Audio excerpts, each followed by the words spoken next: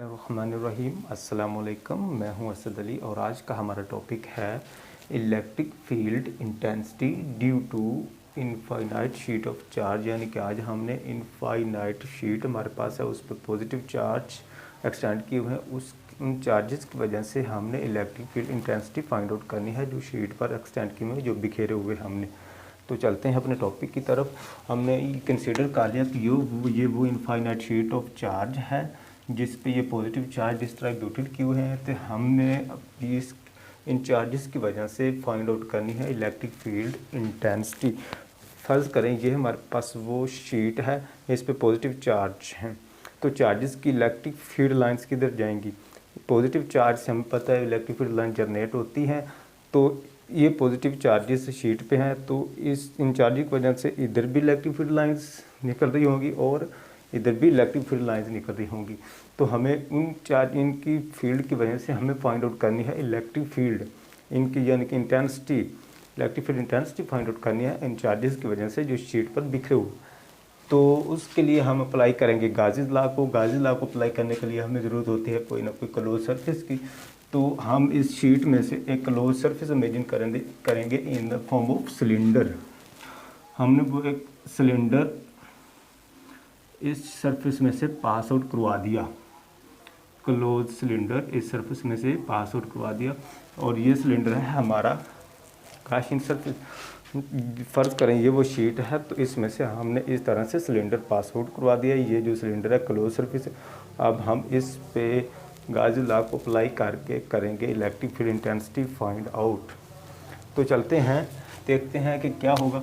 अब देखिए सिलेंडर के तीन फेज एंड हैं, तीन सरफेस एरियाज हैं, एक ये वाला फेज एंड है, एक ये वाला और एक ये कर्ड सरफेस। हमें इस पे अलग इलेक्ट्रिक फ्लक्स फाइंड आउट करना होगा, इधर अलग और कर्ड सरफेस का अलग, और तीनों को कंबाइन करेंगे हमारे पास आ जाएगा टोटल फ्लक्स।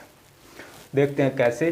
देखिए एक ये वाला एंड है, एक ये वाला एंड है, तो इस पे हम कहेंगे कि फ़र्ज करें कि फ़ाई 1 इलेक्ट्रिक फ्लक्स है। इस एंड पे हम कह देते हैं कि इसका फ़ाई 2 इलेक्ट्रिक फ्लक्स है, और कर्व्ड सरफेस की वजह से इसका हम कह देते हैं कि फ़ाई 3 होगा। हम इन तीनों फ्लक्स को काउंट करते हैं, फाइंड आउट करते हैं, फिर इनको ऐड करके टोटल फ्लक्स निकालेंगे। फिर गाजिस लॉ और बाय डेफिनेशन दो इक्वेशन बना के कंपेयर करके इलेक्ट्रिक फील्ड निकालेंगे। कैसे, चलते हैं टॉपिक तरफ। तो देखते हैं, पहले कैलकुलेट करते हैं फ़ाई 1 को। फ़ाई 1 हमारा इलेक्ट्रिक फ्लक्स बाय डेफिनेशन क्या होगा कि ई डॉट ए। अगर डॉट प्रोडक्ट ख़त्म करें तो हमारे पास आ जाता है ई ए कॉज ऑफ थीटा। अब हमने थीटा फाइंड आउट करना है गौर से। थीटा ये देखें, ये यहाँ पे हम इलेक्ट्रिक फील्ड फाइंड आउट कर रहे हैं, तो यहाँ पे इलेक्ट्रिक फील्ड की डायरेक्शन है इस तरफ, ई है हमारा इस तरफ। कैसे? ये शीट ऑफ चार्ज है, तो इससे इस तरह से ये पास आउट है। हम यहाँ पे फाइंड आउट कर रहे हैं इलेक्ट्रिक फ्लक्स, तो इलेक्ट्रिक फील्ड की डायरेक्शन किधर होगी? आउटवर्ड, इस तरफ। और इधर देखें तो ये जो हमारा एरिया है, एरिया ये है एरिया क्लोज, तो एरिया की डायरेक्शन भी इस तरफ, यानी कि ई भी इस तरफ इस पॉइंट पे है और वेक्टर एरिया भी इस तरफ है। तो फिर ई और ए के दरमियान एंगल कितना बना? हमारा 0। और यहाँ पे अगर 0 पुट करें तो हमारे पास आ गया ई, ये इनके cos 0 पर देगा 1, ई ए आ गया। फ़ाई 1 हमारा बना ई ए। ये हमने इलेक्ट्रिक फ्लक्स फाइंड आउट कर लिया इस फेज एंड पे। अब हम फ़ाई 2 फाइंड आउट करते हैं। फ़ाई 2 के लिए हमारा क्या होगा? ई ए कॉज ऑफ थीटा, हाँ कॉज ऑफ थीटा हो जाएगा। और यहाँ पे हमने थीटा फाइंड आउट करना है इस जगह पे। तो इधर भी क्या है? इलेक्ट्रिक फील्ड की डायरेक्शन इस तरफ, ए भी हमारा इस तरफ है और एरिया भी, वेक्टर एरिया भी इस तरफ है। वो कैसे? फिर पुरानी वही बात कि ये वाला वो शीट है, शीट के इस तरफ भी इलेक्ट्रिक फील्ड लाइन निकल रही है क्योंकि पॉजिटिव चार्ज है, तो इस तरफ भी निकल रही हैं। यहाँ पे इलेक्ट्रिक फील्ड की डायरेक्शन इस तरफ, और इस तरह से हम यहाँ पे ये वो एरिया है जहाँ पे फाइंड आउट कर रहे हैं, तो इस एरिया की डायरेक्शन भी, वेक्टर एरिया की डायरेक्शन भी क्लोज सरफेस के बाहर की तरफ। तो इधर भी एंगल हमारा 0 बना, और cos 0 1 हो गया, यानी कि यहाँ पे भी हमारा आ गया ई ए, फाई 2 भी आ गया ई ए। अब हम फाइंड आउट करते हैं ई 3, यानी कि electric flux due to curved surface, तो वो क्या आएगा E A cos of theta. अब यहाँ पे हमें एंगल देखना है कि एंगल फील्ड लाइंस के और एरिया वेक्टर एरिया के दरमियान कितना बन रहा है। तो देखें यहाँ से पे इलेक्ट्रिक फील्ड लाइन की डायरेक्शन इस तरफ है और कर्व एरिया की डायरेक्शन इस तरह से हम क्या होगी अपवर्ड बाहर, यानी कि यहाँ पे हम इलेक्ट्रिक फील्ड फाइंड आउट करना चाह रहे हैं फ्लक्स, तो डायरेक्शन यहाँ पे इलेक्ट्रिक फील्ड की डायरेक्शन इस तरफ होगी, अगर शीट इस तरह से हो इस जानिब होगी, और यहाँ पे अगर एरिया की डायरेक्शन देखें तो वेक्टर एरिया की डायरेक्शन हम इनवर्ड नहीं ले सकते, सरफेस के आउटवर्ड लेते हैं, तो यहाँ पे बाहर की तरफ होगी। तो दोनों के दरमियान एंगल कितना बना 90 का, यानी कि यहाँ पे इलेक्ट्रिक फील्ड है हमारी इस तरफ और एरिया की डायरेक्शन है हमारी इस तरफ, तो क्या हुआ एंगल इनमें 90 डिग्री, ई ए कॉस 90, कॉस 90 पे जी हो जाता है 1, तो उसने सारी इक्वेशन बना दी 0, फाई 3 आ गया हमारा 0। अब हमें चाहिए टोटल फ्लक्स, वो फाई ई हम क्या देते हैं कि इक्वल होता है फाई 1 के प्लस फाई 2 के प्लस फाई 3, ये टोटल फ्लक्स है गाशियन सरफेस का जो हमने इमेजिन की। तो फाई 1 हमने निकाला ई ए प्लस फाई 2 हमने निकाला ई ए और फाई 3 हमारा आया था 0, तो हमारे पास फ्लक्स आ गया ई 2 ई ए, कैसे एक ई ए ये वाला और एक ये वाला, ये बन गया 2, इस 2 ई ए, इसको हम क्या देते हैं ये हमारी है इक्वेशन नंबर 1, ये फ्लक्स आ गया बाय डेफिनेशन। अब हम एक फ्लक्स हमारे पास आता है बाय गाजीज लॉ, वो होता है 1/ε0 इनटू चार्ज इनक्लोज्ड क्यू। ये अब एक और बात, हम यहाँ पे देखें जो एरिया में सिलेंडर पास आउट हो रहा है उसका कोई ना कोई सरफेस एरिया भी है और उस पर चार्जेस भी मौजूद हैं, ये शीट का एरिया भी है और यहाँ पे कोई चार्जेस भी मौजूद हैं, तो हम सरफेस चार्ज डेंसिटी निकाल सकते हैं।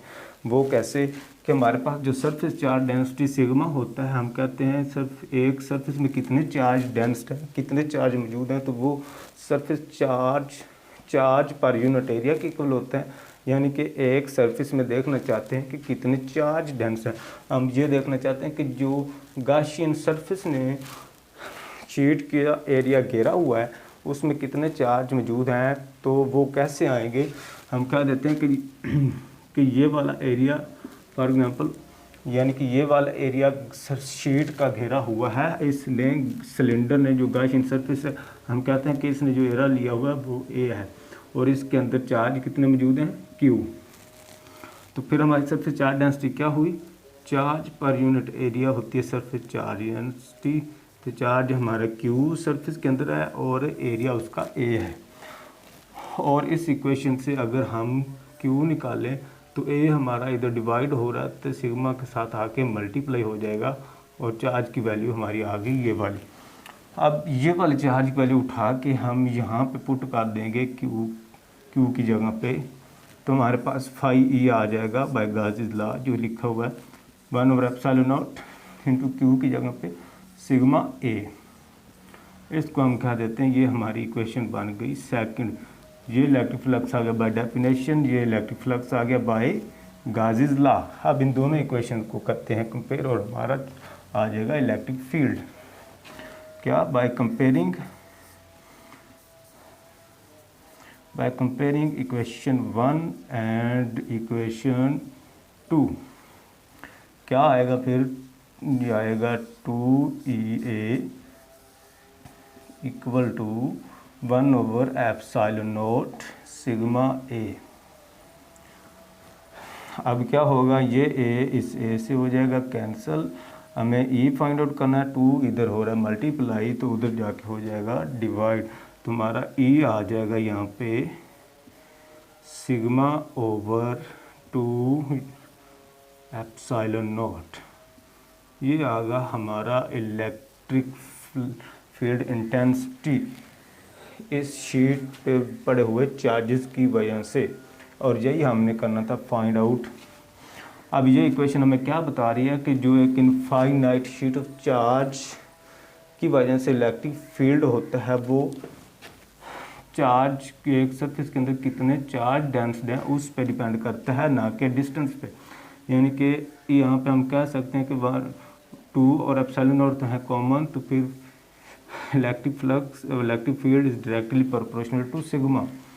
यानी कि जो इलेक्ट्रिक फील्ड है वो सिग्मा के डायरेक्ट प्रोपोर्शनल है, वो सिग्मा पे डिपेंड कर रहा है, सरफेस चार्ज डेंसिटी पे डिपेंड कर रहा है। ये था आज का हमारा टॉपिक। तो इसमें हमने क्या क्या देखा एक फिर भी रिव्यू करते हैं।